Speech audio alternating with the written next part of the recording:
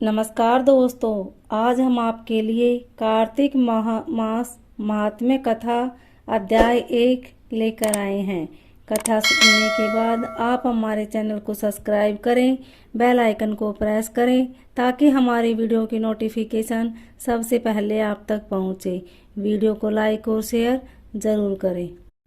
नैमिषारण्य तीर्थ में श्री सूत जी ने 88,000 सनकादि ऋषियों से कहा, मैं आपको कार्तिक मास की कथा विस्तार पूर्वक सुनाता हूँ, जिसका श्रवण करने से मनुष्य के सभी पाप नष्ट हो जाते हैं और अंत समय में वैकुंठ धाम की प्राप्ति होती है। सूत जी ने कहा, श्री कृष्ण जी से अनुमति लेकर देवऋषि नारद के चले जाने के पश्चात सत्यभामा प्रसन्न होकर भगवान श्री कृष्ण से बोली, हे प्रभु, मैं धन्य हुई, मेरा जन्म सफल हुआ। मुझ जैसी त्रिलोक्य नारी के जन्मदाता भी धन्य हैं, जो आपकी 16,000 स्त्रियों के बीच में आपकी परम प्यारी पत्नी बनी। मैंने आपके साथ नारद जी को वह कल्प वृक्ष आदि पुरुष विधि पूर्वक दान में दिया, परंतु वही कल्प वृक्ष मेरे घर लहराया करता है। यह बात मृत्युलोक में किसी स्त्री को ज्ञात नहीं है। हे त्रिलोकीनाथ, मैं आपसे कुछ पूछने की इच्छुक हूँ।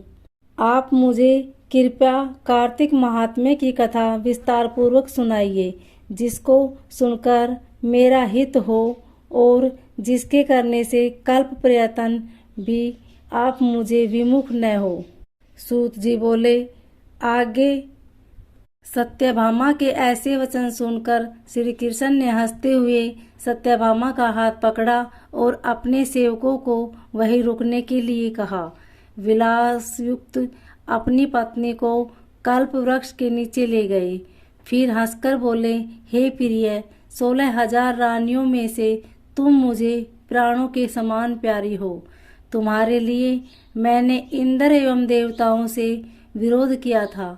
हे कांते, जो बात तुमने मुझसे पूछी है, एक दिन मैंने तुम्हारी इच्छा पूर्ति के लिए गरुड़ पर सवार होकर इंद्रलोक जाकर कल्प वृक्ष मांगा।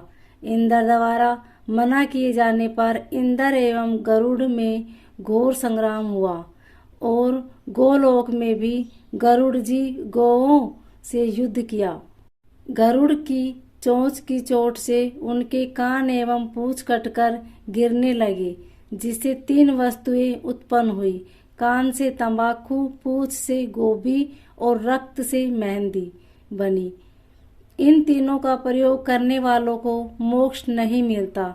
तब गौओं ने भी क्रोधित होकर गरुड़ पर वार किया, जिससे उनके 3 पंख टूटकर गिर गए।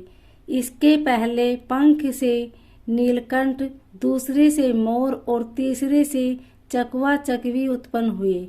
हे प्रिय, इन तीनों का दर्शन करने मात्र से ही शुभ फल प्राप्त होता है। यह सुनकर सत्यभामा ने कहा, हे प्रभु, कृपया मुझे मेरे पूर्व जन्म के विषय में बताइए कि मैंने पूर्व जन्म में कौन कौन से दान, व्रत व जप नहीं किए। मेरा स्वभाव कैसा था, मेरे जन्मदाता कौन थे और मुझे मृत्युलोक में जन्म क्यों लेना पड़ा।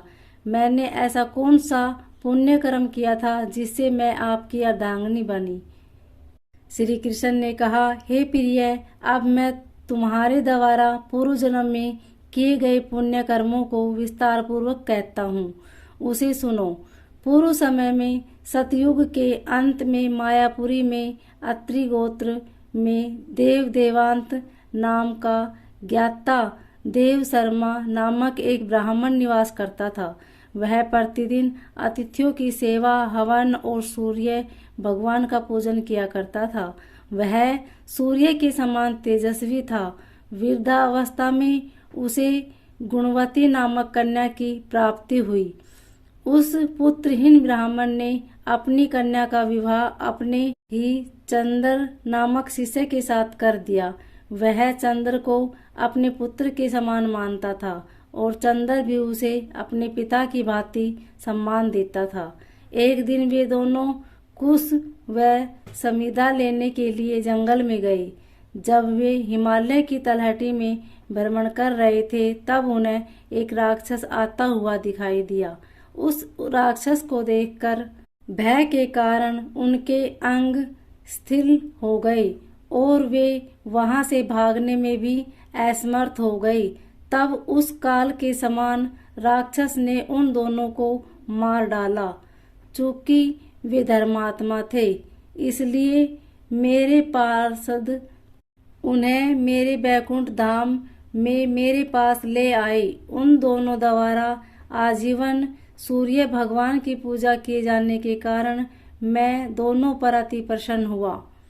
गणेश जी, शिव जी, सूर्य व देवी इन सब की पूजा करने वाले मनुष्य को स्वर्ग की प्राप्ति होती है।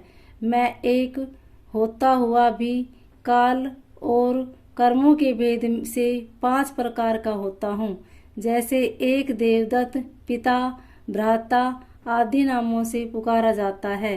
जब वे दोनों विमान पर आरूढ़ होकर सूर्य के समान तेजस्वी रूपवान चंदन की माला धारण किए हुए मेरे भवन में आए तो वे दिव्य भोगों को भोग। ओम नमो भगवते वासुदेवाय।